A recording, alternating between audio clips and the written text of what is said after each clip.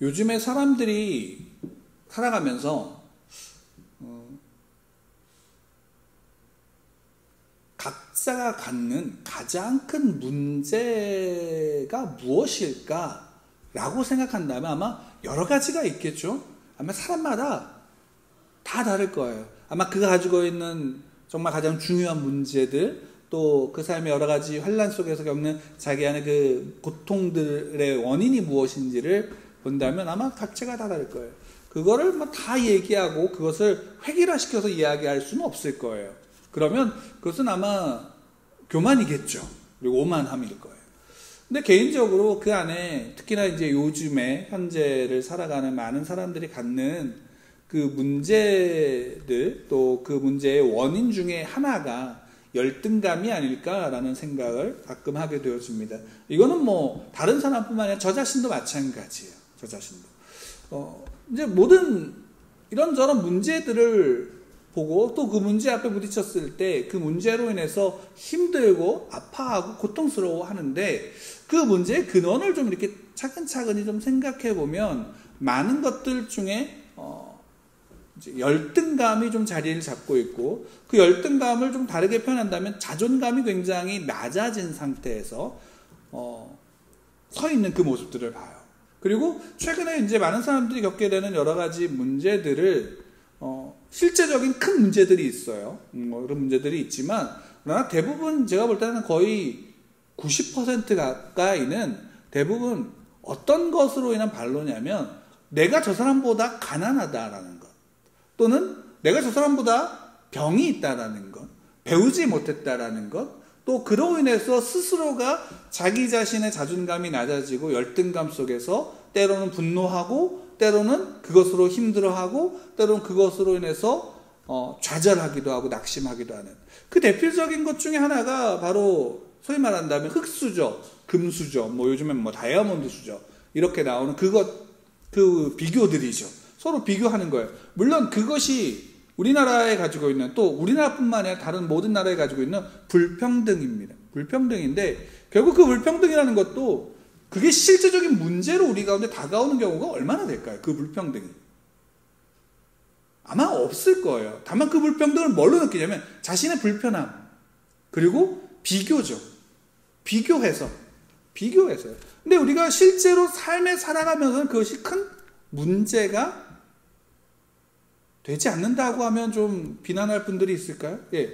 저는 개인적으로 되지 않는다라고 생각합니다. 실제로 내가 살아가는 데서. 왜? 그것이 현실이기도 하니까. 물론 그것을 다 평등하게 바꾼다면 좋겠죠. 그걸 모든 걸 다 평등하게 바꾼다면 지금 다른 체제로 국가가 변해야 돼요. 공산국가가 되든지 아니면 다른. 근데 그렇게 현실적으로 그렇게 될 수 있나요?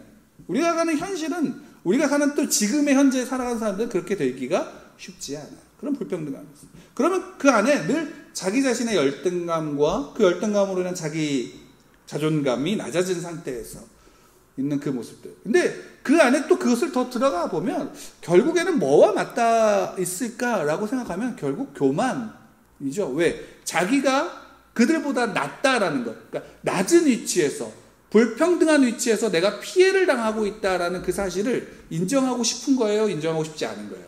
인정하고 싶지 않은 것이죠. 그건 누구에게나 다 있어요.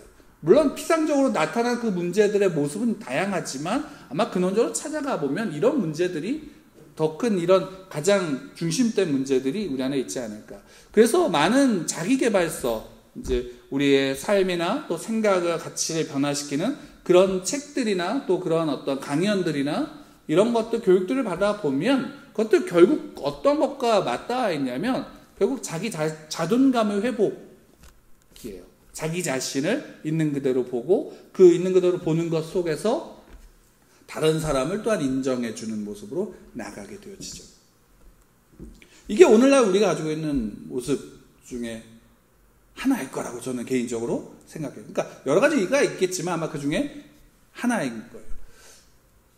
왜 이 말씀을 드리냐면 이것이 우리가 어떤 가치를 가지고 우리의 삶을 바라보고 문제를 대하느냐의 모습으로 나타나요. 특히나 우리 성도들에게 있어서는 그것이 그 모습으로 그 모습으로 나타나게 되는 거예요.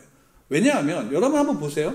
여러분 내 삶에 문제가 생겼을 때 내가 하나님을 믿고 내가 믿음을 가진 신자로서 설 때에 내가 어려움을 당하면 그때 가장 먼저 드는 생각이 뭐예요? 하나님 왜 나한테 이렇게 하세요? 라는 거죠. 하나님 왜 나한테 이렇게 하세요? 내가 예배도 잘 드렸고 내가 헌금도 잘했고 내가 봉사도 잘했고 때로는 이런 얘기하는 사람도 있어. 내가 예배는 조금 받았지만 내가 헌금은 조금 띵가 먹었지만 그래도 나 하나님 믿잖아요 라고 얘기하는 사람들도 있어요. 그러면 또 다른 사람들, 그 환난을 당하는 사람들을 보면 그것을 보는 다른 신자들은 저 사람이 무슨 문제가 있는 거 아니야? 라는 시각으로 판단하는 눈으로 바라보게 돼요, 안 돼요? 바라보게 돼요. 그래서 내가 어려움을 당하면 스스로 자기가 자기 자신에 대한 믿음의 관점이 아니라 스스로 자기 자신의 자존감이 낮아지는, 그리고 열등감에 빠지고 그로 인해서 때로는 분노하게 되고 그것이 하나님을 향해서든 사람을 향해서든 나타나게 되는 거예요. 이런 모습이 우리의 신앙에도 굉장히 나타나요. 많이 보여요. 근데 되게 재밌는 사실은 뭐냐면 그렇게 어려움을 당하고 문제가 있어서 신앙을 가지면 대부분 누구에게 상담을 해요? 그렇죠. 목사님들에게 상담을 하고 리더들에게 상담을 해요. 그럼 찾아와요. 그럼 상담을 하죠. 그러면 그분들이 원하는 건 뭐냐면 답을 달라는 거죠. 근데 재밌는 사실은 다들 답을 정해서 왔을까요? 아니면 정말로 조언을 듣고 그걸 따르기 위해서 왔을까요? 답을 다 정하고 왔어요. 그러니까 답정너예요. 그러니까 자기가 듣고 싶은 답을 듣고 싶은 거예요. 거기에서의 답은 이런 거죠. 예를 들면 어떤 아이가 게임이 너무 하고 싶은데 집에서 게임을 못하게 해. 그래서 선생님한테, 할머니한테, 누군가한테 상담을 해. 아빠가 게임을 못하게 해요. 그 때문에 너무 힘들어요. 그 할머니는 할머니는 또 선생님이든 형이든 본인은 어떤 대답을 듣고 싶은 거예요. 그래. 너가 아빠 말을 잘 들어야지. 엄마 말을 잘 들어야지. 정해진 시간에만 약속대로 해야지. 그러면 할 수 있잖아. 이 얘기를 듣고 싶은 걸까요? 아니잖아요. 그래. 야, 여기 있다. 해라. 이거 아닌가요? 그 자리에서 하게끔 하는. 근데 대부분 그 어린아이의 모습이 우리에게도 있는 거예요. 왜? 내가 원하는 답을 달라는 거죠. 실제로 그런 일이 많아요. 저도 개인적으로 많이는 해보지 않았지만 몇몇을 이렇게 상담을 해보면 결국 원하는 건 그거예요. 애인하고 문제가 있어요. 어떻게 하면 좋을까요? 얘는 이래요. 그래서 물어봤어요. 어떤 대답을 듣기를 원하냐? 내가 헤어지라고 말하기를 원하냐? 그렇대요. 그럼 뭐예요? 목사님 때문에 헤어졌어요 라는 말을 나중에 핑계 삼을 수 있는 거잖아요. 근데 저랑 상담하시는 분들 대부분 좀 힘들어해요. 제가 그런 얘기를 잘 안 하거든요. 당신이 선택하십시오 라고 대부분 이야기를 해요. 왜냐면 그리고 그 안에 답을 알려줘요. 그리고 본인도 알아요. 하나님 앞에 서야 된다는 걸. 하나님께 물어야 된다는 걸. 하나님의 말씀을 기준으로 삼아야 된다는 걸 알아요. 근데 그것을 하고 싶지 않은 거죠. 하고 싶지 않은 거죠.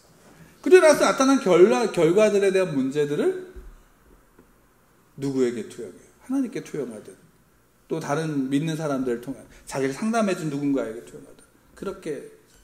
그러니까 문제에 대한 해결을 이야기를 해도 그걸 들을 마음이 없어요. 그럼 그 삶이 바뀔까요? 안 바뀔까요?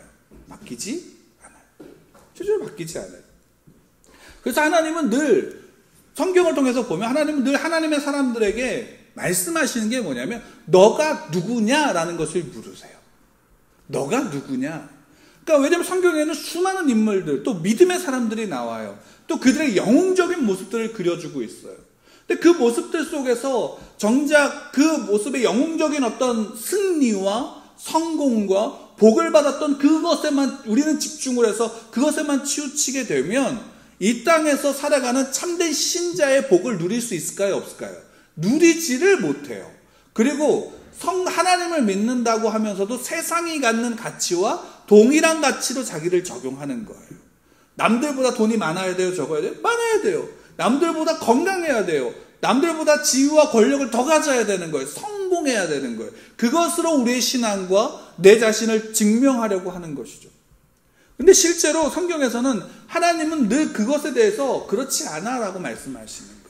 그리고 어떻게 본다면 성경에 나오는 수많은, 특히나 사사기에 나오는 사사들의 이야기들을 보면 하나님은 그들이 가지고 있는 문제들을 해결해 주시지만 실제로 하나님의 관심과 초점은 그들이 가지고 있는 문제 해결에, 그들이 정말 두렵고 무서워하는 이것 때문에 정말 우리가 고통받고 있어야 하는 그 문제에 대해서 하나님은 별로 신경 쓰지 않는 모습을 보여주세요. 실제로 그래요. 실제로.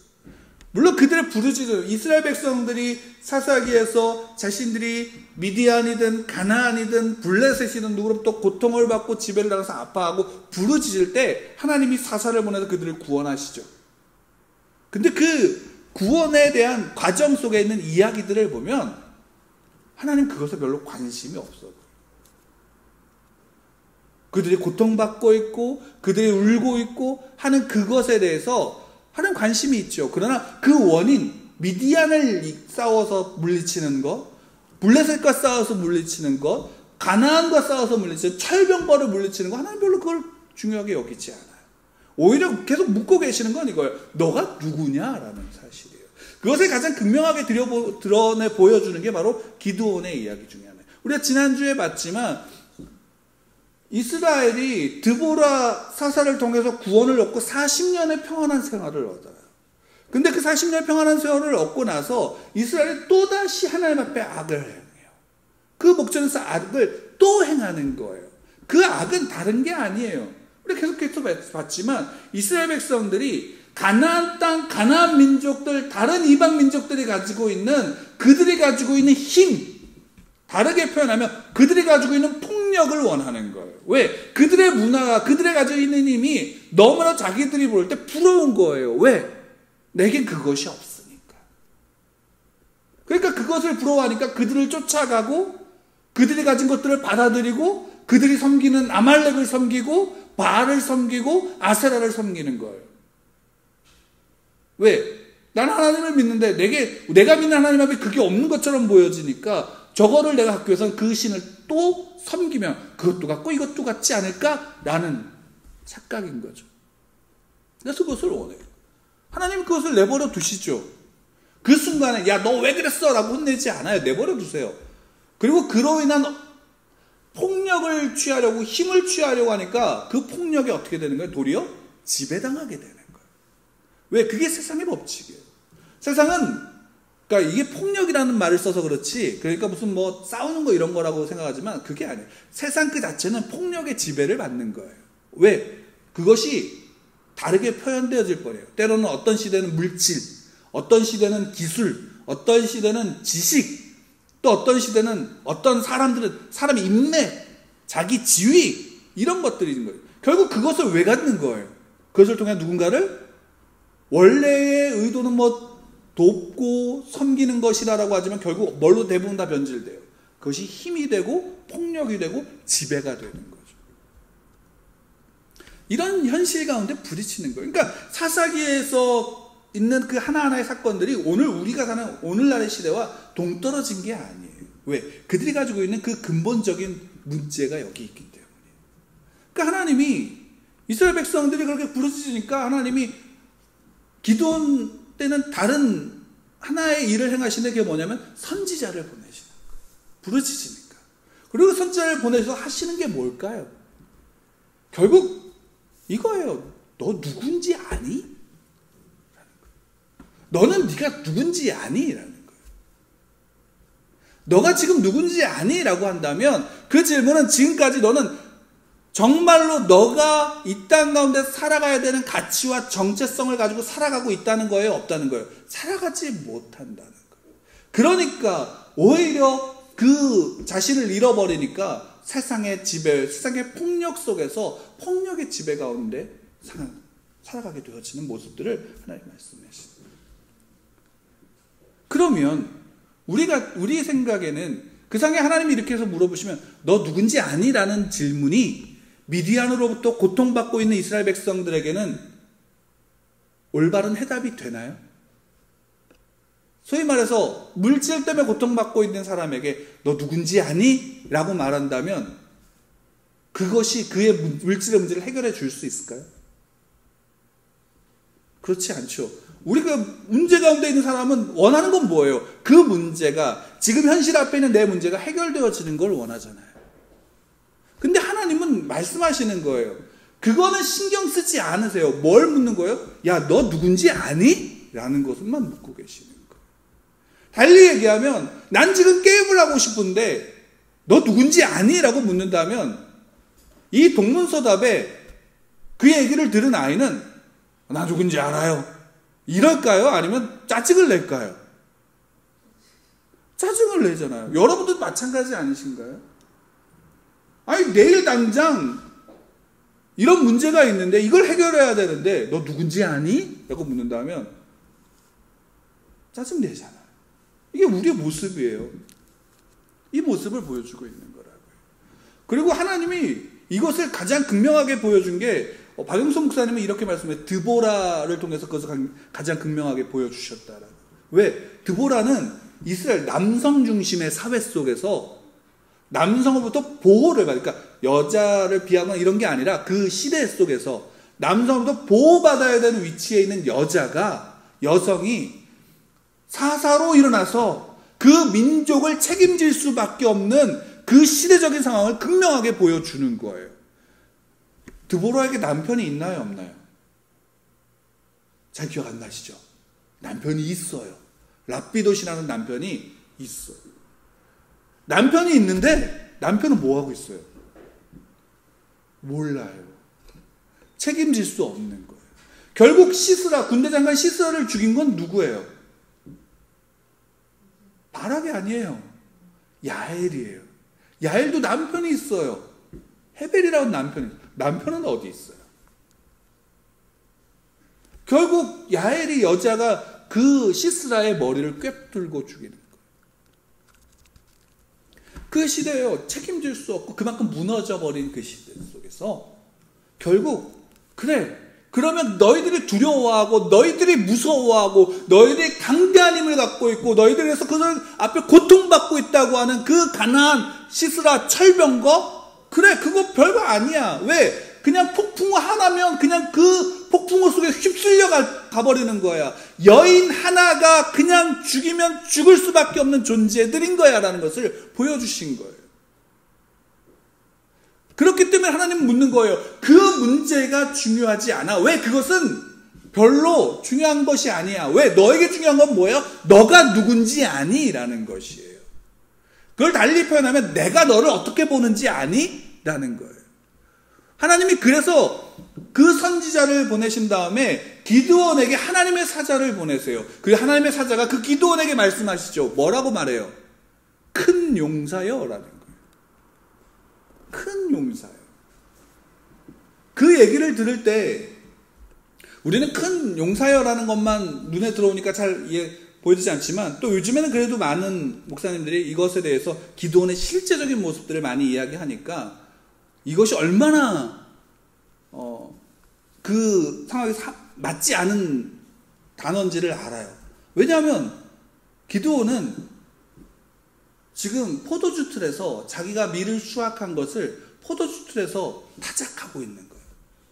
이유에 대해서 이야기해요. 왜? 미디안 사람들한테 자기가 수확했다라는 걸 알리지 않기 위해서. 그러니까 이것만 보면 기도는 굉장히 찌질한 사람이에요. 그렇죠? 숨어서 자기만 먹겠다고 밀을 까부리고 있는 거예요.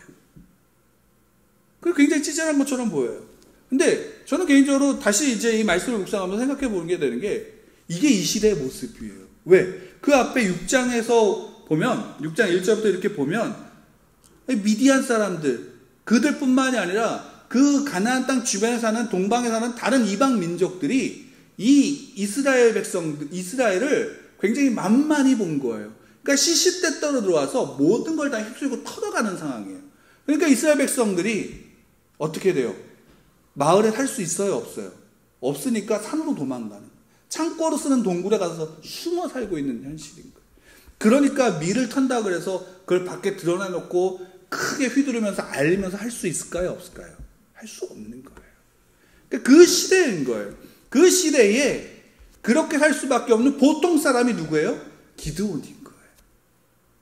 기드온. 근데 하나님이 이제 그런 기드온에게, 물론 그런 모습을 보이는 사람한테 가갖고 큰 용서야라고 얘기한다면 납득할 수 있을까요? 납득할 수 없는 거예요. 납득할 수 없는 거죠. 우리도 그 모습을 본다면 납득할 수가 없죠. 왜? 그냥 평범한 사람이에요. 그 시대를 살아가는 평범한, 소위 말하면 이렇게 표현할게요. 그냥 농촌에서 일하는, 농사 짓고 살아가는 사람일 뿐이에요. 그런 기드온에게 와서 큰 용사여라고 말하는 거죠. 하나님. 그래서 근데 그 부름에 대해서 기드온은 이렇게 이야기를 해요. 어떻게? 우리가 하는 질문을 하죠. 하나님, 13절부터 보는. 기드온이 그에게 대답하되 오 나의 주여 여호와께서 우리와 함께 계시냐? 어찌하여 이 모든 일이 우리에게 일어났나이까? 또 우리 조상들이 일찍이 우리에게 이르기를 여호와께서 우리를 애굽에서 올라오게 하신 것이 아니냐 한 그 모든 이적이 어디 있나이까? 이제 여호와께서 우리를 버리사 미디안의 손에 우리를 넘겨주셨나이다 하니. 그러니까 이거 그렇지 않아요? 우리가 고통받고 문제가 생기면 하나님께 묻지 않아요? 하나님 어디 계세요? 하나님 분명히 이렇게 말씀해요. 큰 용사여, 내가 너와 함께한다. 하나님이 너와 함께한다 라고 말하면 하나님 어디 계신데요? 그럼 내가 왜 이렇게 고통받아야 되는데?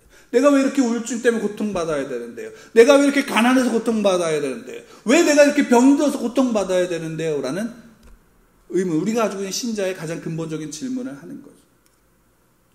똑같이 하는 거예요.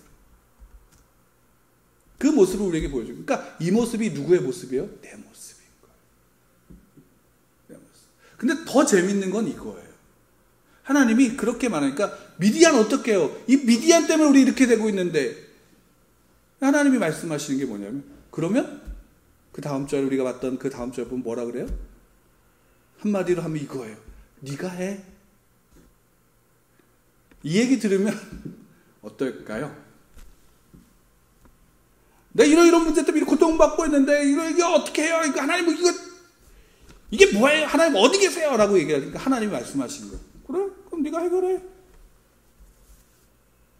어이가 없는 그 상황 속에서 하나님이 대답을 하시는. 왜냐하면 하나님은 미디안이라고 하는 그 이스라엘 백성의, 이스라엘 민족이 가지고 있는 가장 큰 중대한 그 문제가 하나님께 별로 중요한 것이 아닌 거예요. 이게 지금까지 사사기에 나오는 우리가 앞에서 봤던 사사들의 모습이에요. 그거 중요하지 않아. 왜? 그거는 그냥 네가 가서도 네 힘으로라도 할 수 있어. 왜? 내가 너와 함께 할 거니까. 하나님께 중요한 건 이거예요. 너 누군지 아니? 라는 거예요. 그래서 하나님이 나를 보실 때, 우리를 보실 때, 기드온을 보실 때 하나님이 말씀하시는 너 누군지 아니? 너는 큰 용사야 라고 말씀하시는 거예요. 내가 볼 때 너는 큰 용사야. 내가 볼 때 너는 큰 용사라고. 너는 숲속에 있는, 숨어 살고 있는 찌질한 겁쟁이가 아니라, 너는 문제 가운데, 연약함 가운데 무능력하고 무기력한 자가 아니라 나는 너를 큰 용사로 보고 있어 라고 말씀하시는 거예요. 하나님이 우리를 보는 그 관점이 하나님이 우리에게 하시는 질문이에요. 너 누군지 아니? 라는 거예요. 너는 큰 용사야. 왜? 내가 너와 함께 하니까. 미디안이 너를 쳐들어왔고, 가난이 너를 쳐들어왔고, 질병이 너를 쳐들어와서 문제 앞에서 너 고통받고 있니? 그것이 너를 증명하지 않아. 가난함이 너를 증명하지 않아. 너가 질병이 너를 드러내지 않아. 너는 단 하나만이 너를 증명할 수 있어. 내가 너와 함께 한다는 것. 그렇기 때문에 너는 큰 용사야. 너는 그 모든 것들을 이길 수 있고, 너는 그 모든 것들 속에서 나와 함께 할 수 있어. 라는 사실을 하나님이 우리에게 말씀해 주시는 거예요.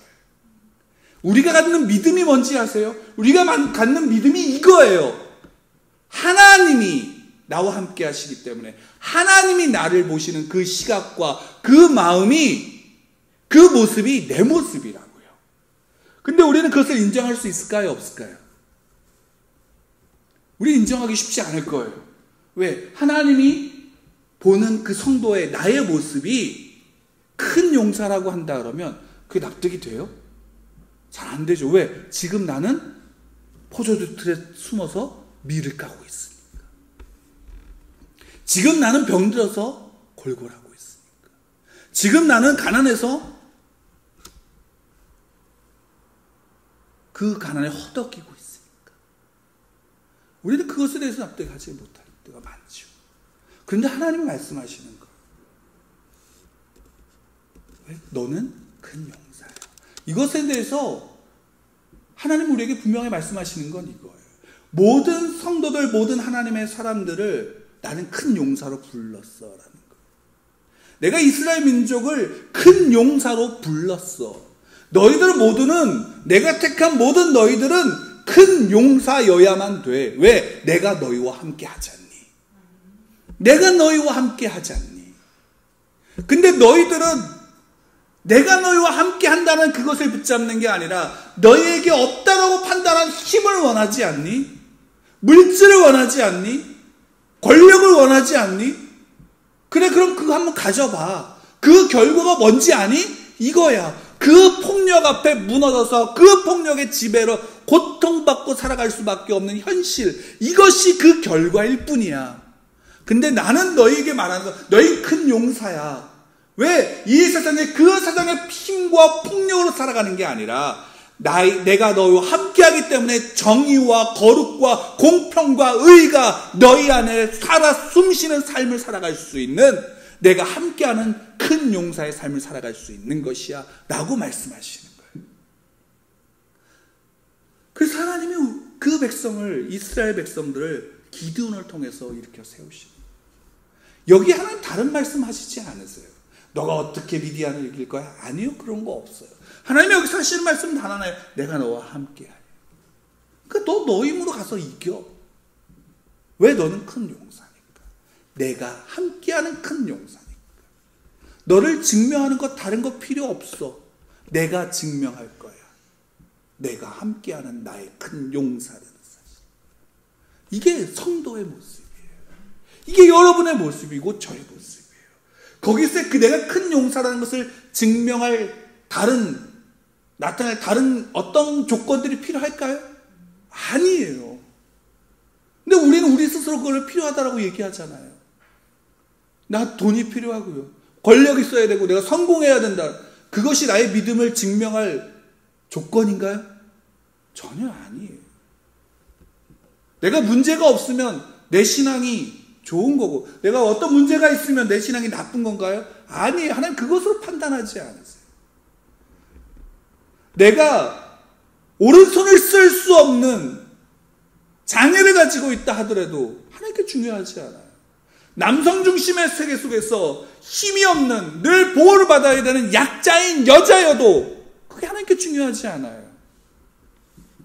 하나님께 중요한 거는 너를 내가 택했어 라는 그 사실, 그거 하나만으로 족한 거예요. 그리고 하나님 그걸 우리에게 요구하시는 거예요. 너도 그랬으면 좋겠어. 너도 나 하나로 만족하고 나 하나로 즐거워하길 원해. 나 하나로 말미암아 너가 만족할 수 있기를 원해. 그래서 나로 말미암은 나와 함께하는 자로서의 거룩과 품격이 너희 안에 있기를 원한다는 사실을 하나님 우리에게 말씀하십니다. 이게 성도, 하나님께서 우리에게 주신 성도의 모습이에요. 우리에게 허락하신, 우리에게 주신, 우리를 바라보신 하나님이 그 시각인 거예요. 거기에 왜 나는 스스로를 뭘로 보고 있어요? 다른 조건을 내세우지 않는. 저도 때때로 굉장히 많은 부분 속에서 그것을 내세워요. 그러니까 생각해 보게 되는 거예요. 성도를 향한 성도의 정체성, 하나님의 자녀의 정체성이 과연 무엇이냐라는 부분들을 우리가 한번 좀 생각해 볼게요. 그 정체성이 가장 중요한 것은 이거예요. 하나님이 나를 보시는 모습이에요. 그리고 그 앞에서 그것을 내가 인정하고 믿게 될 때 우리의 삶은 달라질까요? 안 달라질까요? 달라지는 거예요.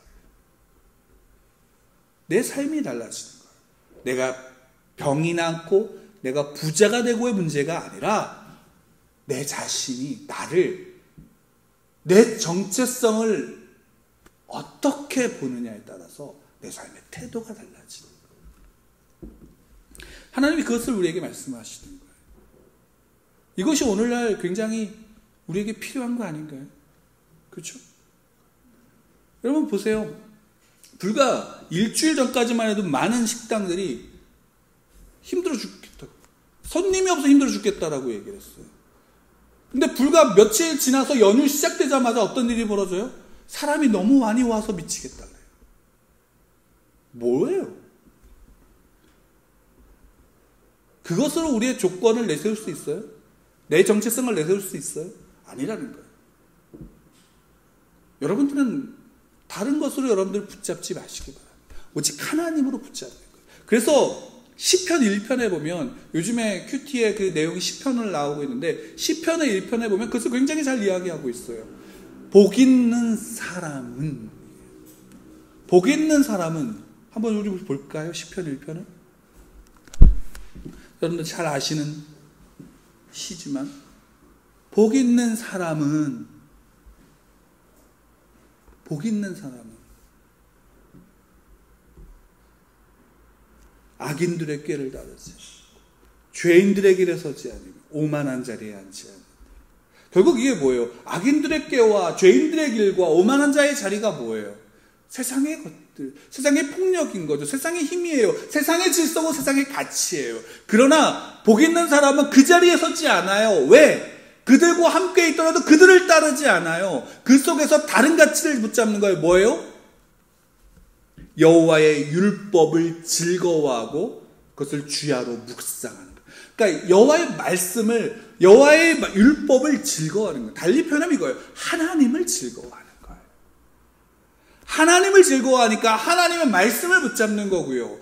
죄인들과 함께 있어도 그 속에서 하나님의 말씀을 지키는 거예요. 이것을 저는 개인적으로 존경하는 목사님이 이렇게 표현하세요. 품격이 있으라. 이것을 오해해서 마치 어떤 외식하는 처럼 교양을 떠는 그런 게 아니에요. 그의 성격이 조용해져야 되고 뭐 그런 것으로 변한다는 게 아니에요. 그 삶에서 나타나는 분위기예요. 향기예요. 예의예요. 이 품격이 있는 거예요. 그러니까 세상에 갖는 어떤 그런 것들을 쫓아가지 않는 거죠. 그러니까 2편에서, 시편 2편에서 그렇게 나와요. 뭐라고 얘기해요? 세상의 군왕들, 그 힘에 대해서 완력을 갖고 권력을 갖고 힘을 가지고 무력을 가지고 하나님의 자녀를 핍박하고 붙잡고 짓밟으려고 하는 그들, 시편 2편에서 어떻게 표현하고 있나요? 여호와께서 웃으신다, 비웃는다고 말씀하세요. 왜? 그것은 그냥 바람에 나는 겨와 같은 거예요. 폭풍우 한 벼면 그 쓸어버리는, 흘러내려가 버릴 철병과 같은 거예요. 하나님께 그것은 중요하지. 하나님의 관심은 오직 누구에게 있는 거예요? 하나님의 백성에게 있어요. 그리고 그 백성이 누구를 즐거워하길 원해요? 하나님을 즐거워하길 원해요. 그래서 하나님의 말씀을 가지고 그 말씀을 붙잡고 그 말씀을 주야로 묵상하며 그 말씀을 기준으로 살아가는 자들. 그러면 착한 일을 하기 때문에 구원받는 그런 차원이 아니라 하나님의 자녀로서의 향기와 품격이 그 속에서 드러나는 거예요. 그것을 가장 극명하게 대비해서 보여주는 것이 복음서에서 예수님께서 부자 관원과 삭개오를 통해서 비교해 주는 거예요. 둘 다 부자예요, 아니에요? 둘 다 부자예요. 둘 다 부자였는데 부자가 예수님께 와서 선한 선생님이요, 어떻게 하면 구원받을 수 있습니까? 라고 묻지요. 하나님 그를 사랑하는 마음을 가지셨어요. 예수님 그에 대해서 사랑하는 마음으로 가셨고, 그래서 얘기해 주셨어요. 율법을 지켜. 그러니까 그는 얘기해요. 나 다 지켰어요. 뭐 더 해야 돼요? 그러니까 하나님이, 예수님이 말씀하시죠. 너 가지고 있는 것, 재산을 다 팔아서 가난한 사람들 나눠줘. 그러자 그는 슬퍼하면서 돌아갔어요. 왜? 부자니까. 근데 반대로 삭개오는 모든 사람으로부터 비난받고 조롱받고 미움을 받는 대상이에요. 왜? 매국노니까. 부자예요. 근데 그 예수 그리스도를 만나서 어떻게 해요? 예수님이 그에게 말씀하시죠. 이 집에 구원이 임했다라고. 그러니까 삭개오는 예수님이 야, 네 재산 다 팔아서 가난한 자들 나눠줘. 반 잘라서 나눠주고 토색한 거 있으면 다시 배로 물어줘. 이렇게 예수님이 말씀하셨나요? 아니에요. 삭개오 스스로가 결정했어요. 삭개오 스스로가 결정했다고요. 여러분, 이게 그리스도인의 모습이에요. 이게 하나님의 자녀들이 이 땅 가운데 있는 하나님의 백성들의, 하나님의 말씀을 붙잡는 자들의, 구원받은 성도들의 모습이라고요. 그거 했기 때문에 구원받은 게 아니라 구원이 임한 자에게 나타나는 변화인 거예요. 그 변화가 어떤 사람에게는 급변하게 나타날 수도 있지만, 때때로 어떤 사람들이 천천히 나타날 수도 있지만, 어쨌든 그 변화 속에 누구를 즐거워해요? 여호와를 즐거워하는. 여러분, 여호와를 즐거워하는 자 되시기 바랍니다. 여러분, 구원받은 하나님의 백성으로서의 그 여호와를 즐거워하며 그분 앞에서 내 정체성을 바로잡고 나가십시오. 그러면 그것이 내 힘이 되는 거예요. 그러면 내 한 걸음이 하나님이 함께 하시는 한 걸음이 되고, 내 하루는 예수 그리스도가 인도하는 하루가 되며, 내 모든 순간순간은 성령께서 이끄시는 순간이 되는 거예요. 이게 우리 성도들이고, 이게 우리의 정체성이에요. 그래서 하나님이 말씀하시는 큰 용사예요. 이 시대에 구원의 자리에서 구원의 노래를 부르고 구원을 나누어주는 자가 누굴까요? 그리스도인이에요. 그러니까 큰 용사라고 하나님이 말씀하시는 거죠. 우리 예수님 바로 그런 나를 위해서, 우리를 위해서 죽으신 거예요. 그 앞에 우리는 내가 누구인지를 붙잡으시기 바랍니다. 그리고 그 앞에서 하나님을 즐거워하십시오. 때때로 세상이 두려워지고 세상이 힘들어지고 아파할 때 하나님께 부르짖으세요. 그 하나님이 나를 즐거워하시잖아요. 사랑하시잖아요. 안 놓지 않으세요. 이 땅에서 우리가 남길 수 있는 게 뭘까요? 이것으로 마지막에 나누고자 합니다. 하나님 앞에 내 정체성, 그리스도인이라는 정체성, 하나님의 자녀라는 정체성, 하나님이 보시는 성도의 모습 속에서 네 큰 용사라고 부신 그 정체성을 가진 자들, 이 땅에 남길 수 있는 게 뭘까요? 아버지가 가진 재산일까요? 권력일까요? 어떤 분은 아버지가 국회의원이어서 자녀도 국회의원이 되기 위해서 그 지역구를 물려받으려고 했었는데, 그거 남겨주면 될까요? 그게 성도가 남길 수 있는 건가요? 성도가 남길 수 있는 건 단 한 가지예요. 아버지의 어떤 것들도 아니에요. 이 땅에 성도가 남길 수 있는 건 단 한 가지예요. 하나님이에요. 하나님이에요. 그러니까 아버지가 아무것도 안 남겨도 당당할 수 있어요? 없어요? 있어요. 왜? 아버지가 남긴 하나님이 있습니다. 아버지가 그래서 구약에서 늘 말씀하시는 거예요. 네 자녀에게 가르쳐라. 내 자녀에게 가르쳐라. 절기 때마다, 순간순간마다 하나님이 누구인지, 애굽에서 인도하신 그 하나님, 그 하나님을 즐거워하고 그 하나님의 말씀을 붙잡고 그것을 주하라 묵상해라. 그 하나님이 우리를 택하셨다. 그 하나님이 너를 큰 용사라고 보신다. 하나님을 붙잡고 그 말씀 앞에 살아가라. 우리 예수 누리교회가 남길 수 있는 것, 이 땅에 어떤 드러나는 어떤 것들이 아니라 우리의 나를 붙잡으신 하나님, 그 하나로 다 됩니다. 그 하나면 됩니다. 그것이 우리의 가치고 우리의 목적이며 이유입니다.